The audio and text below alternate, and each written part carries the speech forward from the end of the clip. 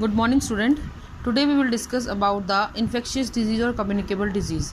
As you all know that the infectious disease are spread from one person to another person. Like COVID-19, as we all know, we have to wear mask, we have to stay away from each other because it can spread easily from one person to the another.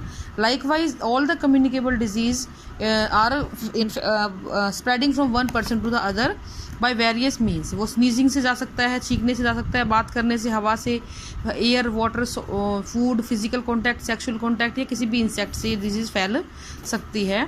डीज को यहाँ पे जो positive agents होते हैं disease के उनको हम pathogens बोलते हैं बेटा. And they are of various type. Like they can be bacteria, they can be virus, they can be fungus, protozoa and different kind of worms they are. Now there is a list for the various pathogen and the diseases caused by them. First of all, the common cold, measles, mumps, influenza, dengue, poliomyelitis, hepatitis B, AIDS, swine flu and SARS. These are the common disease which occur due to the virus. And now one name is also added, that is COVID-19. Now the bacteria, typhoid, anthrax, cholera, tetanus, TB and food poisoning is there. Due to the fungus there is athlete foot and ringworm occur. Due to the protozoa we have kala azar, malaria, sleeping sickness, and the worm cause the ascariasis and filariasis. Now we will come to the non infectious disease. ये ऐसी बीमारियां होती हैं बेटा जो एक आदमी तक जिसको हुई हैं उसी तक कन्फाइंड रहती हैं और किसी को वो नहीं फैलती हैं. लाइक जैसे मैं हूँ, अगर मुझे कोई डिजीज़ है तो वो डिजीज़ मुझ तक ही सीमित है, मेरी फैमिली में किसी और को वो इन्फेक्ट नहीं करेगी. लाइक ये किसी भी तरीके से हो सकती है. मुझे कोई हार्ट की डिसीज़ हो सकती है या किसी भी इंसान को कोई एपिलेप्सी है, कोई डिफिशियंसी ऑफ न्यूट्रिएंट हो रहा है. अगर मैं किसी खाने पीने में कोताही बरत रही हूँ, मैं कोई ढंग का खाना नहीं खा रही हूँ, तो उसकी जो कमी के लक्षण होंगे वो मेरी बॉडी में आएंगे, लेकिन उससे किसी और को नुकसान जल्दी से नहीं होगा, यानी मेरे आसपास वालों में वो कमी नहीं फैलेगी. That is called as non infectious disease. इसमें हाइपो और हाइपर सिक्रेशन ऑफ हार्मोन होता है. थायराइड वगैरह कहते हैं ना हम लोग, थायराइड हो गया, कम ज़्यादा हो जाता है. डायबिटीज़ है, आयरन डेफिशिएंसी है, गॉइटर है और किडनीज़म है. इसके अलावा आपका इम्यून सिस्टम अगर माल फंक्शन हो गया है तो एलर्जी हो जाती है, ये भी नॉन इन्फेक्शियस होता है. और कैंसर. अब हम बात करते हैं बेटा किस किस तरीके से डिजीज़ फैलती हैं. इन्फेक्शियस डिजीज़ को फैलने के बहुत सारे रास्ते हो सकते हैं. It can be spread from unhealthy person to the healthy person. Infected person से हेल्दी पर्सन के पास ये फैल जाती है. ये तरीके कुछ भी हो सकते हैं. ये डायरेक्ट ट्रांसमिशन और इनडायरेक्ट ट्रांसमिशन दो तरीके से होती है. डायरेक्ट ट्रांसमिशन में जो डिजीज़ कॉजिंग माइक्रोब्स होते हैं वो ट्रांसमिट होते हैं इन्फेक्टेड पर्सन से हेल्दी पर्सन पे डायरेक्टली. इसमें डायरेक्टली किस किस तरीके से होगा कि आप डायरेक्टली फिजिकल कॉन्टैक्ट में आ गए हो उस इंसान के.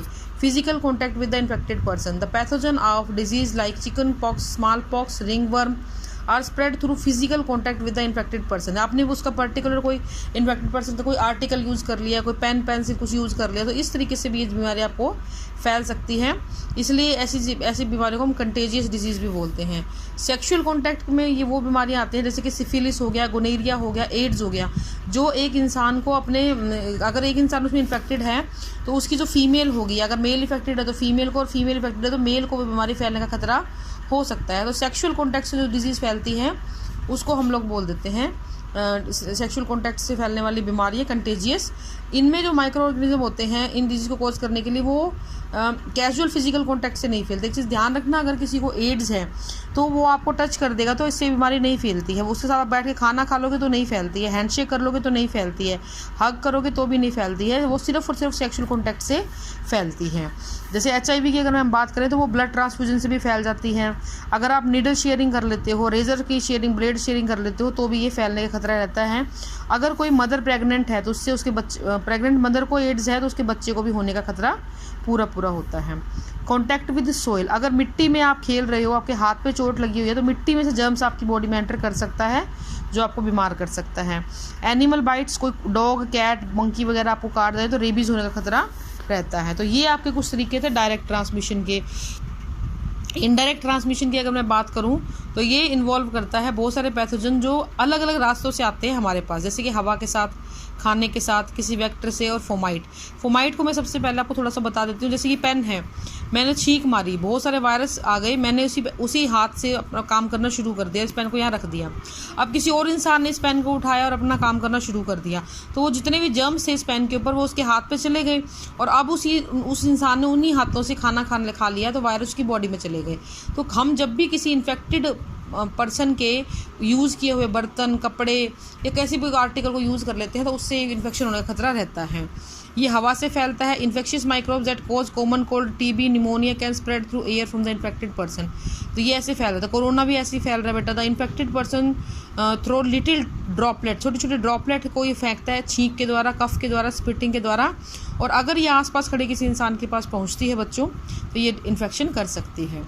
फिर आता है बेटा कंटेमिनेटेड फूड और वाटर। ये आपने कोई देखा होगा, जिस भी खाने पे मक्खी मच्छर बैठते हैं, मक्खियाँ बैठती हैं, हम बोलते हैं कि इसको मत खाओ, ये गंदा इन्फेक्टेड हो गया है, टाइफाइड वगैरह उससे फैल जाता है। तो cholera, typhoid, amoebiasis, dysentery, hepatitis ऐसे ही फैलते हैं। नेक्स्ट है वेक्टर बोर्न डिजीज़। ये सबसे इंपॉर्टेंट होती है बिकॉज इसमें आपको पता ही नहीं चलता, आपको एक मच्छर ने काटा, ज़रूरी नहीं है वो मलेरिया का हो, और ये भी ज़रूरी नहीं है कि उसमें मलेरिया ना हो। तो इस तरीके से जो भी कोई पैथोजन को कोई एनिमल कैरी करता है और एक पर्सन से दूसरे पर्सन तक ले जाता है तो वो वेक्टर बोर्न डिजीज़ होती है। और ऐसे और एनिमल्स को हम लोग क्या बोलते हैं बेटा, वेक्टर्स बोल देते हैं। यहाँ पे कुछ एग्जांपल मैं आपको बता रही हूँ, जैसे कि फीमेल एनोफिलीज मलेरिया को कॉज करती है। ये मॉस्किटो है, ये क्यूलेक्स मॉस्किटो फाइलेरिस को कॉज करता है। एडीज़ येलो फीवर और डेंगू को कॉज करता है। फ्लाइज जो है, मक्खियाँ जो होते हैं, हाउस फ्लाइज होते हैं, typhoid, diarrhoea, dysentery, cholera, TB और कंजक्टिवाइटिस को कॉज करता है। सैंड फ्लाई की हम बात करें, काला आजार को कॉज करता है। तो सीसी फ्लाई को हम करें तो स्लीपिंग सिकनेस कॉज करता है। लाउस को हम यूज करें तो एपिडेमिक टाइफस को कॉज करता है। और फिर रैट फ्ली, ये बल्बोनिक प्लेग को कॉज करता है। तो इस तरीके से इन्फेक्शियस और नॉन इन्फेक्शियस डिजीज़ होती हैं। जो इन्फेक्शियस वो जो एक पर्सन से दूसरे पर्सन तक फैल जाती हैं, नॉन इन्फेक्शियस वो एक से पर्सन से दूसरे पर्सन तक फैलती नहीं हैं। तो इन्फेक्शियस डिजीज़ के फैलने के बहुत सारे तरीके होते हैं, डायरेक्ट भी और इनडायरेक्ट भी। डायरेक्ट में हमने बताया कि आप डायरेक्टली फिजिकल कॉन्टैक्ट में आ गए हो, सेक्शुअल कॉन्टैक्ट में आ गए हो पर्सन के, या मिट्टी वगैरह में कोई डिजीज़ की जर्म है वो आपके कॉन्टैक्ट में आ गए, घाव वगैरह के ऊपर आ गए हैं, या फिर किसी कुत्ते बिल्ली ने आपको काट लिया है, तो इस तरीके से वो फैल सकता है। इनडायरेक्ट ट्रांसमिशन में हमने क्या बताया बच्चों आपको, इनडायरेक्ट ट्रांसमिशन में जो डिजीज़ होती हैं वो हवा, पानी, खाना और वेक्टर के द्वारा फैल जाती हैं। तो इस तरीके से डिजीज़ स्प्रेड होती हैं। So this is all for today बेटा, thank you and have a nice day.